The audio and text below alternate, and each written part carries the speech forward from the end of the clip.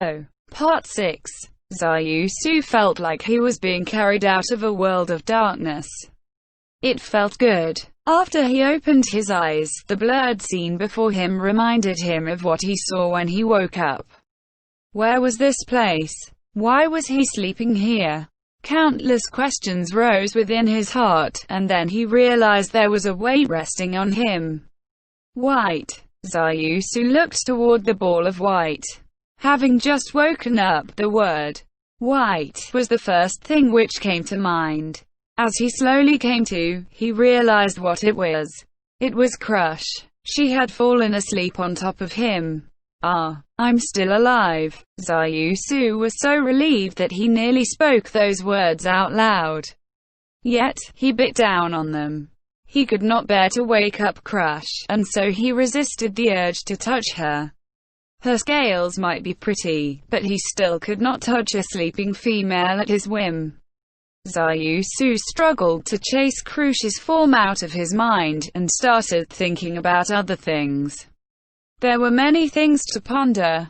To begin with, what was he doing here? He searched his memories, thinking back onto what had happened in the past.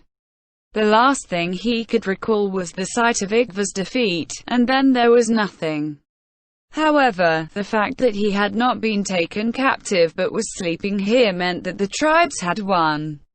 Zayusu gingerly breathed a sigh of relief, careful to avoid waking up Crush. It felt as though the burden of the past few days had finally lifted off his shoulders, but in truth, there were still some weighty issues rearing. However, he wanted to let his heart rest for the time being.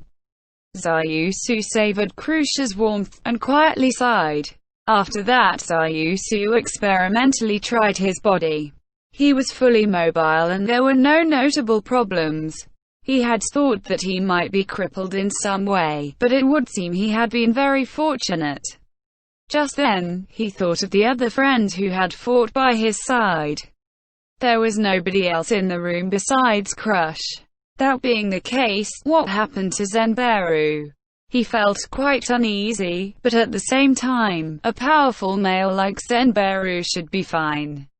Crush seemed to have been woken up by Zayusu's movements, and her body shifted. It seemed as though her soft, limp body had been infused with a soul. She must be about to wake up. MMMN. Crush made an adorable noise, and then she looked around with sleep-clouded eyes.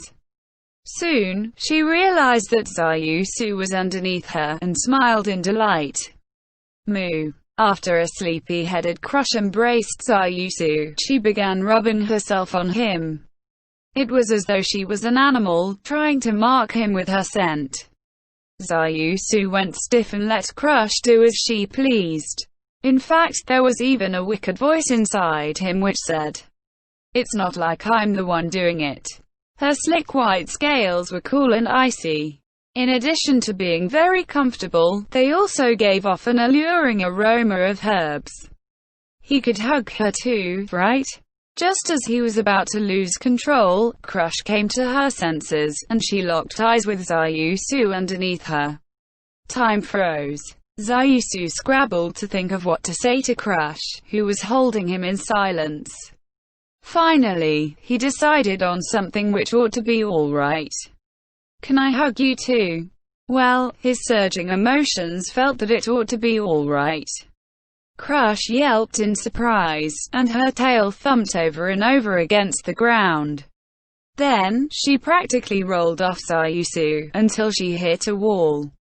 He could hear a soft moaning from Crush as she curled up on the ground, going, "Stupid, stupid, I'm so stupid," or something along those lines.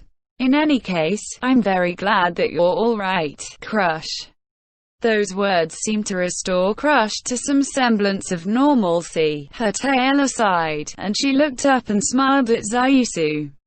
"You too, I'm glad you're safe." An untoward thought popped up in Zayusu's mind as he looked on Crush's gentle face, but he struggled to resist it and asked him more proper question. "Do you know what happened after I collapsed?" "Yes, a little." The enemy retreated after Igva was defeated, and it seems your brother defeated the monsters successfully, and then the three of us were saved. That happened yesterday. Then, Zenbaru. He's not here. Yes, he's fine. He probably recovered faster than you.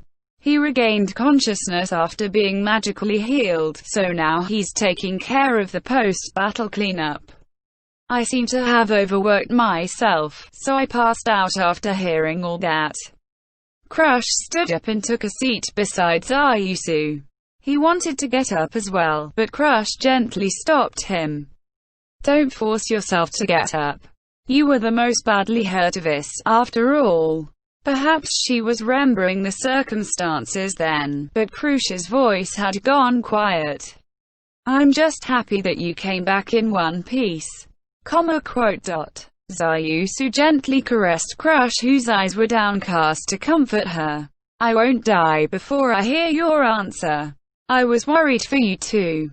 The answer. That word made him freeze. Both of them said nothing. The silence in the air was so thick that one could almost hear their hearts pounding. Crush's tail moved slowly to twine around Zayusu's. The way those black and white tails tangled with each other looked like a pair of mating snakes. Zayusu stared at Crush, and Crush stared at Zayusu. They could see themselves in each other's eyes. Zayusu spoke quietly. No, that was not speech, but a call. It was the same call he had made the first time he had seen Crush. A mating call. Zayusu did nothing besides making that call. No, it would be better to say that he could not do anything. The only thing that moved was his heart, pounding violently within his chest. Soon, a similar sound came from Crush's mouth, a call. It was a similarly high-pitched cry, warbling near the end, the sound of a mating cry which had been accepted. There was an indescribably entrancing look on Crush's face, and Zayusu could no longer tear his eyes away from her. Crush laid down on Zayusu, the same way she had when she had fallen asleep earlier. There was nothing between the two of them now. Their breath and their warmth mingled together. Their heartbeats synced up through their touching chests. In this way the two of them became one. Oh ho! Doing it already? And then Zenbaru flung the door open and barged in. Crush and Zayusu froze like a pair of ice statues. Zenbaru looked down at them, at Crush, straddling Zayusu with a look of bafflement on his face, and tilted his head. What? You haven't started yet? As they realized what Zenbaru was talking about, the two of them separated from each other, then slowly stood up and approached him without a word. Zenbaru looked thoroughly confused as he bent down to look over the both of them. Gawa. The two fists in his gut knocked the wind out of him, and Zenbaru's massive body keeled over onto the ground. Those were good punches. Especially Crush's. Ugh. That really hurt. Zayusu aside, even the female's fist of fury was enough to defeat Zenbaru. While punching him once was not enough to quell her anger, the mood in the air had vanished without a trace, and it would not come back even if she kept on hitting him. The way they held hands as a substitute for beating Zenbaru up even more was also quite puzzling, but Zayusu decided to clear up the worries in his heart by asking Zenbaru a question. Let's leave that aside for now. I have a lot of things to ask you. I asked Crush just now, but can you tell me what kind of situation we're in? Zenbaru ignored the way they were holding hands and answered. Don't you know? The tribes are all celebrating. And my brother is leading them, I assume. Yes. In any case, the hunters have gone to check, but they didn't find any signs of the enemy, or any trace of reinforcements left in ambush. After all, mobilizing that many people would grab a lot of attention. Therefore, we've decided to stay alert, but your brother has already declared victory. In fact, I'm here on his orders. Aniya's orders? Oh yes, your brother told me Gaha, let them rest a little. For all we know, they're probably fucking like rabbits now. Gaha, I feel a little bad about interrupting, but I was kind of curious. Gaha. Bullshit. What's with that? Gaha, laugh anyway. Oh, come to think of it, I don't think he actually went Gaha when he laughed. As if Anya would actually laugh like that, really. No, it was just a figure of speech. Disgusting. The words from Crush's mouth were frigid enough to rival the sub-zero temperatures of Icy Burst. Even Zayusu was frightened by that terrifying noise. Naturally, Zenbaru, as the target of those words, froze up in an instant. So, why are you here? Oh, I came to. If you came to stick your nose into our business, I will let you taste the magic you wanted. Crush was not kidding. Zayusu and Zenbaru were keenly aware of that. How shall I say this? I came to invite you two over. We were the key figures in the victory, right? Can't have you absent. Also, we need to plan for the future together. I see. Crush smiled bitterly after hearing Zenbaru's explanation and understanding what it meant. In short, they had to plan for another battle in the future, and now was the best time to show their strength. Understood. Can you go too, Crush? Crush had puffed up her cheeks in displeasure, and she looked like a mutant frog of the kind that lived in the marsh. She's far cuter than one of them, however, Zayusu thought. Then, shall we? Zenbaru asked the pair, who were gazing at each other in a casual tone. Yes, let's. After they agreed, the three of them headed outside. Just as they walked down the steps to the hut and set foot onto the marsh, Zayusu vanished from Zenbaru and Crush's line of sight. That was because something massive had hit him. Dongoragora pash pash. That was probably what it sounded like. Replacing the disappeared Zayusu was Ro's body. Its four heads wreathed energetically, and it nosed at Zayusu, who had fallen into the marsh. Ro, you're all right. The mud-stained Zayusu rose to his feet and gently stroked Ro's body while examining it. It had apparently received magical healing, because the burns from earlier were completely healed, as though it had never been hurt before. Ro cried out and wrapped its heads playfully around Zayusu. They bound his entire body, and they seemed to be squeezing quite tightly. Oi, Ro, stop please. Zayusu jokingly begged Ro to stop, but Ro simply cried out in joy and refused to let go. Pasha, Pasha, Pasha. Zayusu suddenly heard the rhythmic sound of splashing. He was baffled when he realized its source. Those splashes had come from Crush. She was smiling gently as she looked at Zayusu and Ro, but her tail struck the marsh like a metronome. Zenbaru, who had originally been standing by Crush's side, was now distancing himself from her, with a stony look on his face. Ro stopped playing around. It had probably sensed something strange. What is it? No, nothing. Zayusu looked at Crush, who was quite confused.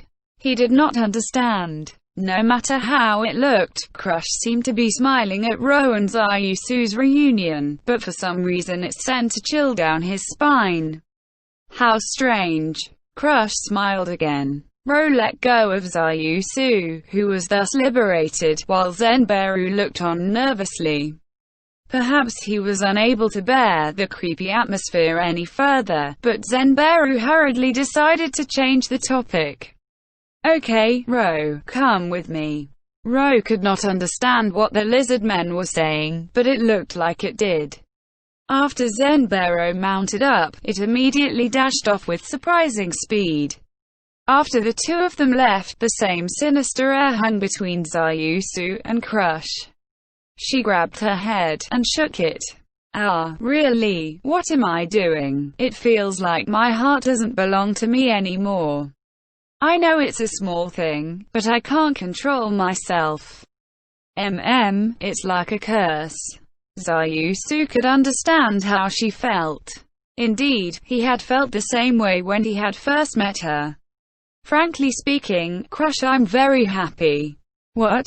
Pasha. A splash that was louder than usual rang out. Then, Zayusu went to Crush's side. Listen, can you hear it? The things we've protected, and the things we have to protect in future. The wind carried a joyful noise upon it. There must have been a wine feast going on. It would be a feast to send back the ancestral spirits, celebrate their victories, and to give the dead their due. Under normal circumstances, wine was a very valuable commodity. The fact they could host so many feasts over these few days was because Zenberu and his tribe had brought one of the 4 treasures along, which was why they could enjoy unlimited alcohol.